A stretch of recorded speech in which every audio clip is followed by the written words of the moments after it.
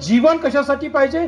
फक्त ज्ञानासाठीच पाहिजे, प्रज्ञेचा विकास करण्यासाठी पाहिजे, यथार्थ ज्ञानापर्यंत पोहोचण्यासाठी. तुमच्या मुलांना वाचायला द्या आणि तुम्ही वाचा. कथा वाचत बसू नका. याची कथा, त्याची कथा, सत्यनारायणची कथा, ते संतोषी माताची कथा, याच्यातून काही प्राप्त होत नाही. याच्यातून बुद्धी भ्रष्ट होते, याच्यातून बुद्धी आंधळी होते. याच्यातून अमृतमय प्रज्ञा जी आहे, आजच्या युगामध्ये वैज्ञानिक दृष्टिकोन तुमचा असला पाहिजे. आणि बुद्ध धम्म म्हणजे वैज्ञानिक दृष्टिकोन, ही गोष्ट लक्षात ठेवा. नापर्यंत पोहोचणं म्हणजे ती प्रज्ञा आहे. म्हणजे तुम्हाला पहिल्यांदा बुद्ध समजायचा असेल, भगवान बुद्धांना आपण समजून घ्यायचं असेल, तर बुद्धीचा विकास करायला पाहिजे. बाबासाहेब आंबेडकरांनी बुद्धांना शोधून काढलं. कारण सांगा, ते बुद्धिवान होते. बुद्धीच्या विकासासाठी मॅथेमॅटिक्स फक्त गणित आहे आणि ती टोटली 100% तो बुद्धीचा विषय आहे. परंतु त्याच्याबरोबर तुम्ही जर तर्कशास्त्र जर शिकवला, तुमच्या मुलांच्या बुद्धीचा विकास होईल. तुम्हाला कोणी फसवणार नाही. आणि म्हणून भगवान बुद्धाने त्याच्या धम्मामध्ये 4 विपसनेचा जिक्र केलेला आहे. आणि ही जी विपसना काय आहे हे ठीक समजून घ्या. त्याशिवाय तुम्ही जे ऐकत आहात, एक तर्काच्या कसोटीवर तुम्ही घासून घेतलं पाहिजे आणि ते अनुभवावर उतरलं पाहिजे. आणि म्हणून शमत आणि विपसना हे खूप महत्वाचे. भगवान बुद्ध म्हणाले,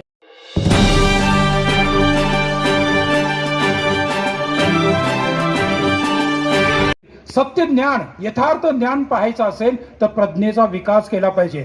भगवान बुद्धाचा धम्म सांगतो, बुद्धीच्याही परे आपल्याला जायचं आहे, बुद्धीच्याही पुढे जायचं आहे. त्याला प्रज्ञा असं म्हटलेलं आहे.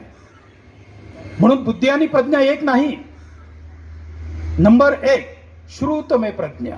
तुम्ही भरपूर वाचन करा, भरपूर ऐका, श्रवण करा. तुमच्याकडे ग्रंथ असले पाहिजे.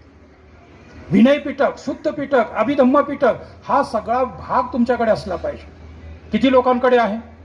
तुम्ही विचार करा. तुमच्याकडे ग्रंथ संपदा आहे का? तुम्ही बाबासाहेबांचे अनुयायी आहे, तुम्ही बुद्धांचे अनुयायी आहेत. आणि तुमचं जीवन कशासाठी पाहिजे? फक्त ज्ञानासाठीच पाहिजे, प्रज्ञेचा विकास करण्यासाठी पाहिजे, यथार्थ ज्ञानापर्यंत पोहोचण्यासाठी पाहिजे. त्याशिवाय आपल्या जगण्याला अर्थच नाही. मनुष्य हा बुद्धिवान प्राणी आहे. आणि मग त्यांनी एक गोष्ट लक्षात ठेवली पाहिजे, आपल्या बुद्धीचा विकास करणं आपलं सगळ्यात महत्वाचं काम आहे. म्हणून पहिली गोष्ट श्रुतमय प्रज्ञा. भरपूर वाचा, भरपूर ऐका. काय काय वाचा? बुद्धिझमचं ही परंपरेतले ग्रंथ तर जरूर वाचा. पण तुम्हाला आजच्या युगामध्ये, वर्तमान काळामध्ये बाबासाहेबांनी एक निर्देश केलेला आहे. तुम्हाला विज्ञानातील लागलेले शोध, वैज्ञानिकांचे सगळे शोध प्रबंध जे आहेत, तुमच्या मुलांना वाचायला द्या आणि तुम्ही वाचा. कथा वाचत बसू नका. याची कथा, त्याची कथा, सत्यनारायणची कथा, ते संतोषी माताची कथा, याच्यातून काही प्राप्त होत नाही. याच्यातून बुद्धी भ्रष्ट होते, याच्यातून बुद्धी आंधळी होते, याच्यातून आपल्याला दिसत नाही. म्हणून या ठिकाणी श्रुतमय प्रज्ञा जी आहे, आजच्या युगामध्ये वैज्ञानिक दृष्टिकोन तुमचा असला पाहिजे. आणि बुद्ध धम्म म्हणजे वैज्ञानिक दृष्टिकोन, ही गोष्ट लक्षात ठेवा. भगवान बुद्धांनी या विश्वाचा क्रिएटर मानलेला नाही आणि विज्ञानींनी सुद्धा या विश्वाचा क्रिएटर मानलेला नाही. ही गोष्ट लक्षात ठेवा तुम्ही. जर या ठिकाणी क्रिएटरच मानलेला नाही, मग धम्माची सुरुवात कुठून होते? या प्रकृती, हा निसर्ग, हा विश्व, त्याच्यामध्ये असलेले जडत्व आणि चेतनत्व जे आहे. जडत्व शब्द समजतं? भौतिक तत्व. चेतनत्व शब्द समजतं? मानसिक तत्व. तर या ठिकाणी जे जडत्व आणि चेतनत्व आहे, त्याचं यथार्थ ज्ञान, त्याचं परीक्षण निरीक्षण करून यथार्थ ज्ञानापर्यंत पोहोचणं म्हणजे ती प्रज्ञा आहे. म्हणजे तुम्हाला पहिल्यांदा बुद्ध समजायचा असेल, भगवान बुद्धांना आपण समजून घ्यायचं असेल, तर बुद्धीचा विकास करायला पाहिजे. आणि म्हणून इतक्या शतकानंतर बाबासाहेब आंबेडकरांनी बुद्धांना शोधून काढलं. कारण सांगा, ते बुद्धिवान होते. बुद्धिवान लोकांना बुद्ध समजतात, निर्बुद्ध लोकांना बुद्ध समजत नाहीत. निर्बुद्ध लोकांना फक्त एकच काम करतं, डोकं वाकवत राहा. जिथं जाईल तिथं डोकं वाकवा. डोक्याचा वापरच ते करत नाहीत. म्हणजे या ठिकाणी तुम्ही जेवढे बसलेले लोक आहेत किंवा जेवढे या मार्गाने जाणारे अन्वी आहेत, त्यांनी ग्रंथांचं संपादन केलं पाहिजे, ग्रंथ वाचले पाहिजे, चिंतन मनन वाढवलं पाहिजे. श्रुतमय प्रज्ञा. नंबर 2 चिंतनमय प्रज्ञा. ही चिंतनमय प्रज्ञा काय आहे? जेव्हा तुम्ही भरपूर वाचता ऐकता, तर मी तुम्हाला बोलत आहे, भंतीजी या ठिकाणी भरपूर प्रवचन तुम्ही ऐकलेलं आहे, कुठले अनेक लोकांचे तुम्ही प्रवचन ऐकता, अनेक ग्रंथ वाचता, परंतु त्याच्यावर विश्वास ठेवायचा नाही. आता भंतीजी तर बोलले, श्रद्धेविषयी बोलले, परंतु भगवान बुद्धांच्या धम्मातील जी श्रद्धा आहे, अनुभवातून आलेला विश्वास म्हणजे श्रद्धा आहे. पहिलाच विश्वास नाही. कोणी म्हटलं विश्वास ठेवा, श्रद्धा ठेवा, श्रद्धा ठेवा, पण तो माणूस श्रद्धा ठेवा म्हणतोय, पण तो फसवणार आहे किंवा न फसवणार आहे हे तुम्हाला माहित आहे का? त्याच्या मनातली गोष्ट. नुसतं श्रद्धेवर काम चालणार नाही. या ठिकाणी श्रद्धा कशाला म्हटलंय? चित्ताची प्रसन्नता म्हणजे श्रद्धा. वाचा मिलिंदपन्न, वाचा नागसेन प्रश्न. नागसेन प्रश्न आणि मिलिंद प्रश्न दोन ग्रंथ आहेत, खूप महत्वाचे ग्रंथ आहेत. नागसेन प्रश्न चायनीज मधून आता एक प्रकाशित झालेला ग्रंथ आहे. नागसेन प्रश्न आणि मिलिंद प्रश्न एकच आहे, परंतु एक सर्वास्तीवादीचा आहे आणि एक थेरवाद परंपरेतला ग्रंथ आहे. हे दोन्ही ग्रंथ वाचा. तर या ठिकाणी आपल्याला विश्वासवर नाही, अनुभवातून येणारा विश्वास हा सगळ्यात महत्वाचा आहे. पहिला विश्वास नाही, नंतर विश्वास. पहिला अनुभव आहे, नंतर पहिला बोध आहे, आणि मग त्याच्यातून आलेला जो विश्वास आहे ती खरी श्रद्धा.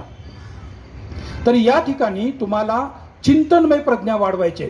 बाबासाहेब आंबेडकरांनी हा सगळा निर्देश केलेला आहे. भगवान बुद्धाने त्याच्या धम्मामध्ये बाबासाहेब म्हणतात, तर्काच्या कसोटीवर बुद्ध धम्म घासून घ्या. आता मला तुम्ही सांगा, तुम्ही बौद्ध आहात, तुम्हाला तर्कशास्त्र माहित आहे का? तर्कशास्त्र तुम्ही वाचता का? तुमच्या मुलांना तर्कशास्त्र देता का?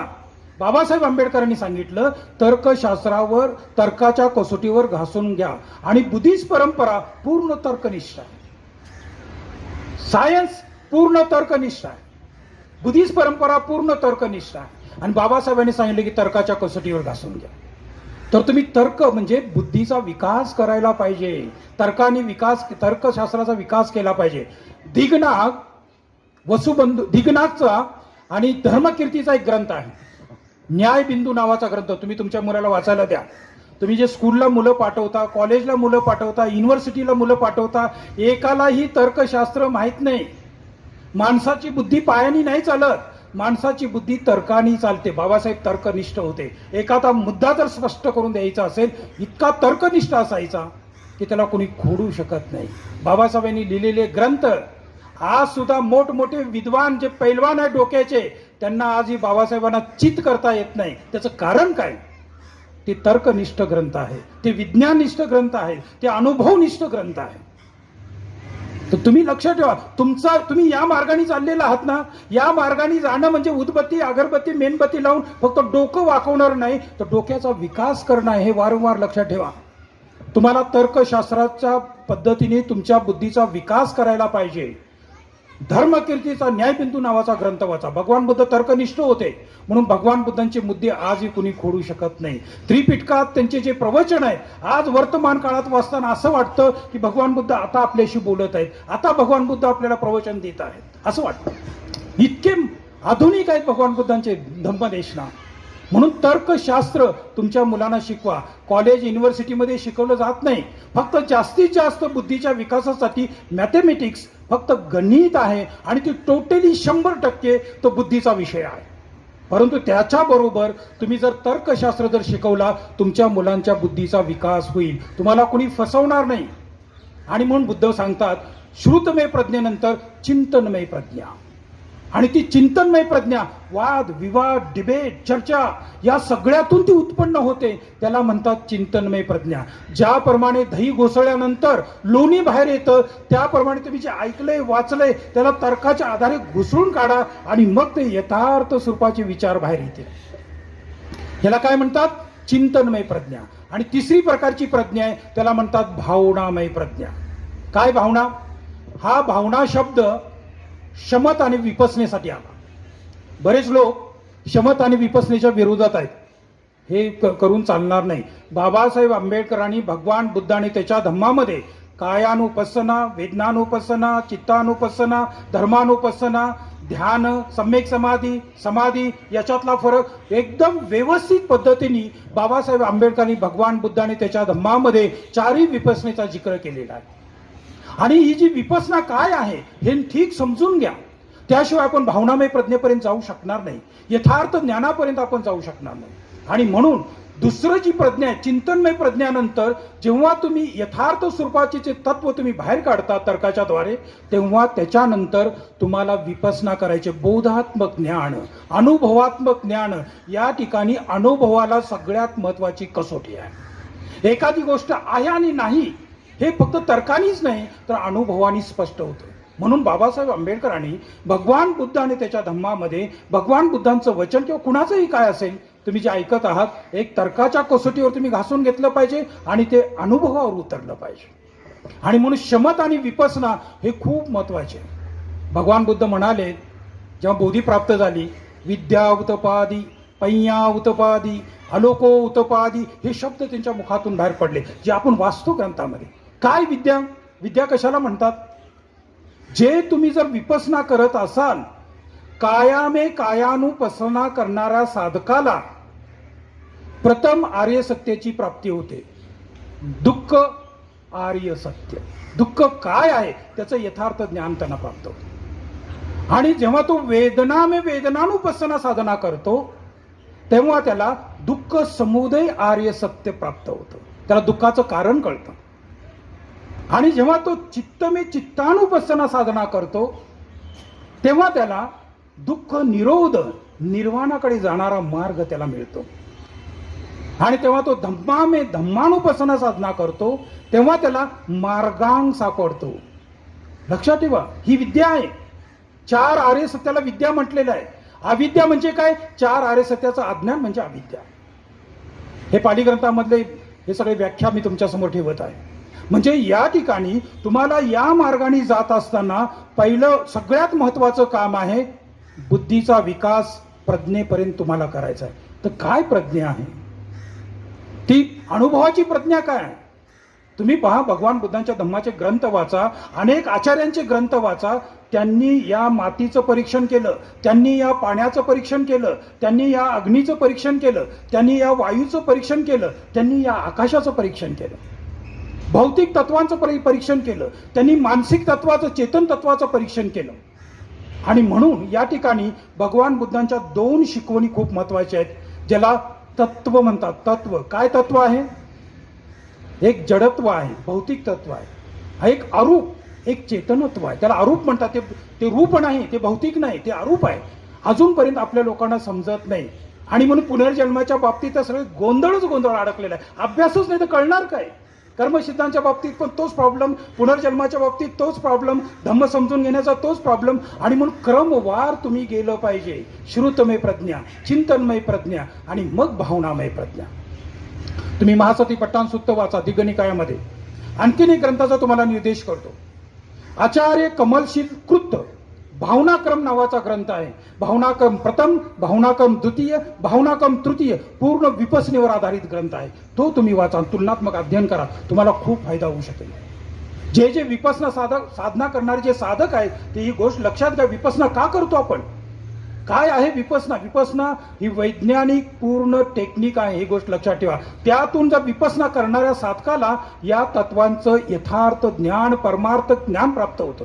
म्हणून तो बौद्ध परंपरेमध्ये या ज्या भौतिक तत्व अणुपरमाणूपर्यंत गेले.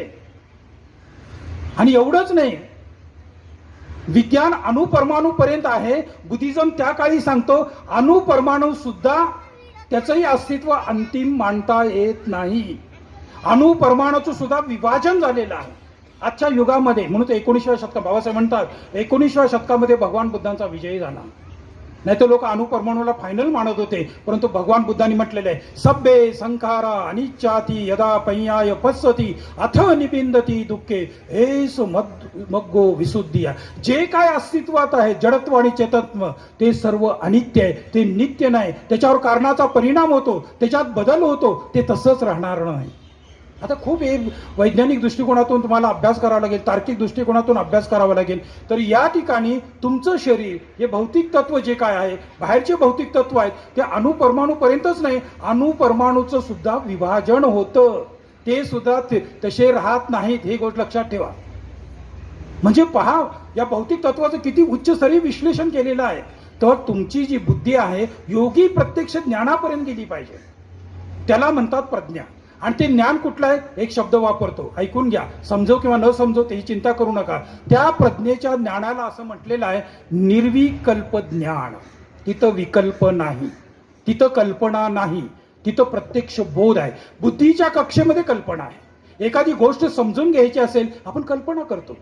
पेनाची कल्पना, व्यक्तीची कल्पना, गायची कल्पना, कपाची कल्पना. परंतु जेव्हा निर्विकल्प ज्ञानापर्यंत जेव्हा तुम्ही जडत्व आणि चेतनाचं विश्लेषण करता, त्या अंतिम निर्विकल्प ज्ञानापर्यंत जाता, त्या प्रज्ञेपर्यंत जाता, तेव्हा तिथं बोधात्मक ज्ञान असतं, तिथं विकल्प नसतो. दोन ठिकाणी विकल्प नाही असं बौद्ध ग्रंथ सांगतात. एक, इंद्रियाच्या कक्षेच्या ज्ञानामध्ये विकल्प नाही, बुद्धीच्या पर्यंत आल्यावर ते विकल्प सुरू होतो.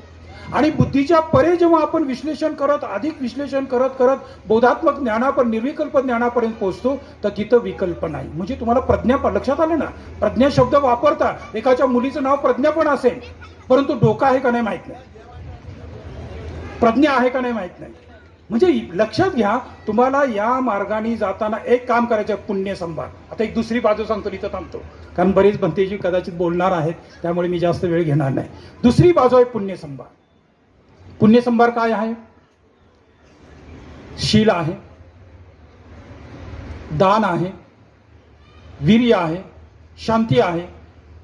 तुम्ही कुठल्याही मार्गात बघा, ह्या गोष्टी आहेत. मी गोयंका गुरुजींचं एक पुस्तक वाचलं होतं आणि मुंबईला मी एका त्यांच्या रिसर्च सेंटरची एक चर्चा होती, त्याच्यात पण भाग घेतला होता आणि मी पेपर प्रेझेंटेशन पण केलं होतं. तर त्या ठिकाणी गोयंका गुरुजीच्या पुस्तकामध्ये एक उल्लेख असा आला की महासती पट्टण सुत्तामध्ये भगवान बुद्धांनी शिलाची शिकवण नाही दिली. त्यांचं असं मत होतं. मग त्यांच्या आचार्यासमोर, त्यावेळेला गांगला म्हणून त्यांचे ते ट्रस्टी होते, ते पण समोर माझ्याबरोबर बोलायला होते. तर मी त्यांना सांगितले, असं म्हणता येणार नाही तुम्हाला. महासती पट्टण सुत्तामध्ये शिलाची शिकवण असं नाही म्हणू शकत तुम्ही. काया में कायानुपස්සना, वेदना में वेदनानुपස්සना, चित्त में चित्तानुपස්සना आणि धम्म में धर्मानुपස්සना मध्ये 4 आर्य सत्य आहेत. आणि 4 आर्य सत्यामध्ये 4थं आर्य सत्य आहे अष्टांग मार्ग. आणि त्या अष्टांग मार्गामध्ये शील आहे का नाही? त्यांनी मान्य केलं की भंतीजी आम्ही पुढच्या पुस्तकात दुरुस्त करू.